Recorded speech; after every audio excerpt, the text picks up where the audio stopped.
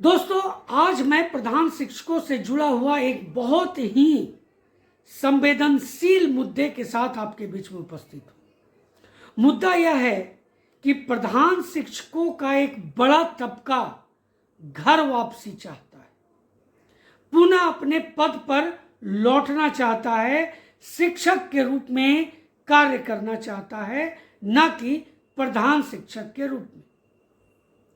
आखिर इसके पीछे क्या कारण है, यह समझना बहुत ही जरूरी हो जाता है। जो मुद्दा मैं आपके बीच में रखा हूं वो बहुत ही सोचनीय है। एक बहुत बड़ा तबका मुझसे संपर्क किया दोस्तों।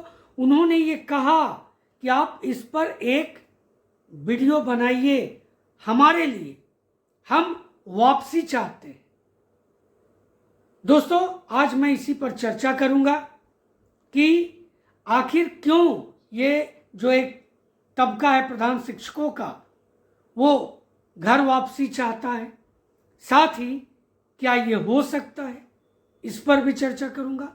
और अगर इसे रोकना है, इस तरह का जो एक प्रधान शिक्षकों के मन में उदासीनता आई है, इसको दूर कैसे किया जा सकता है सरकार के द्वारा, आज मैं इन सभी पर चर्चा करूंगा।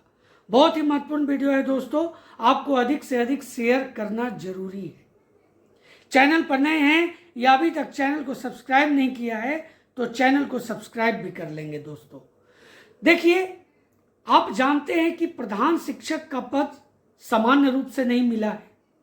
2021 से इसकी सुगबुगाहट शुरू हुई, एडवर्टाइजमेंट आई, एडमिट कार्ड तक जारी हो चुका था, लेकिन दोस्तों माननीय उच्च न्यायालय के द्वारा इस पर रोक लगाया गया अनुभव को लेकर के।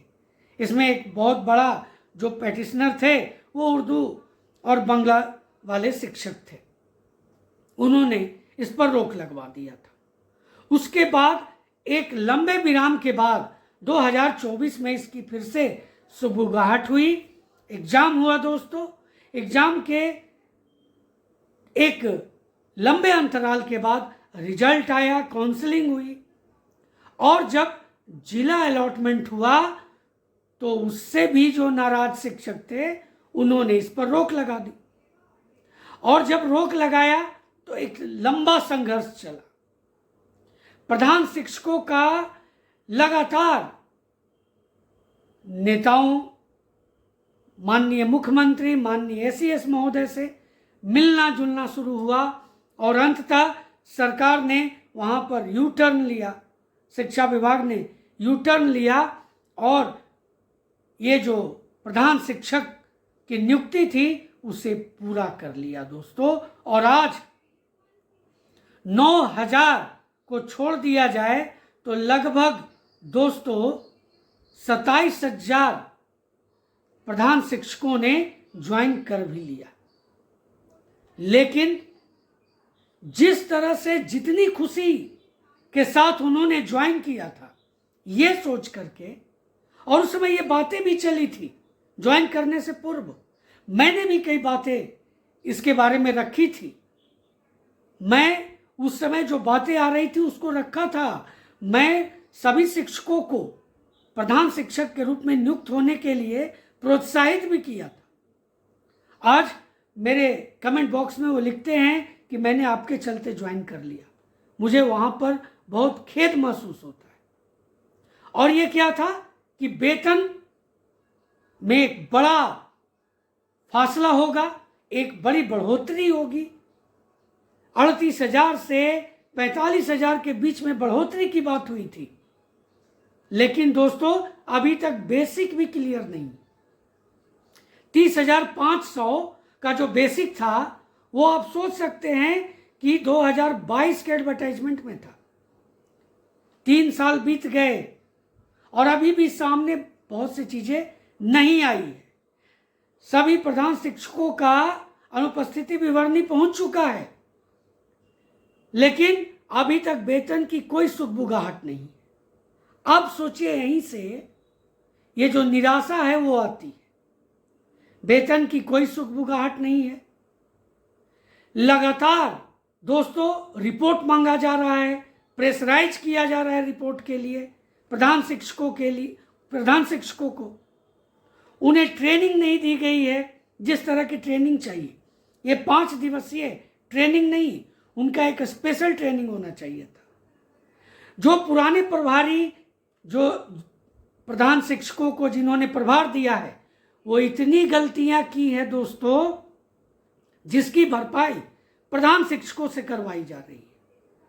अब बताइए, अचानक कोई मैदान में आए और उसे सीधे सीधे लड़ने के लिए एक जबरदस्त मुकाम दे दिया जाए तो समस्या तो उत्पन्न होगी। और यही आज सभी प्रधान शिक्षकों के साथ हो रही है। उन्हें प्रेशर दिया जा रहा है कि ये रिपोर्ट जल्दी कीजिए, इसको दीजिए, ये दीजिए। एक दे रहे हैं तो दूसरा सामने, दूसरा दे रहे हैं तो तीसरा सामने। इससे हताशा और निराशा तो आएगी। इसमें खर्च होता है दोस्तों। ये खर्च कहां से आएगा? ना उन्हें वेतन मिला है। और मैं बाकी चीजें बता दूं, जो बीएसएस हो या फिर बाकी जो जितने भी अकाउंट हैं वो अपडेट नहीं है।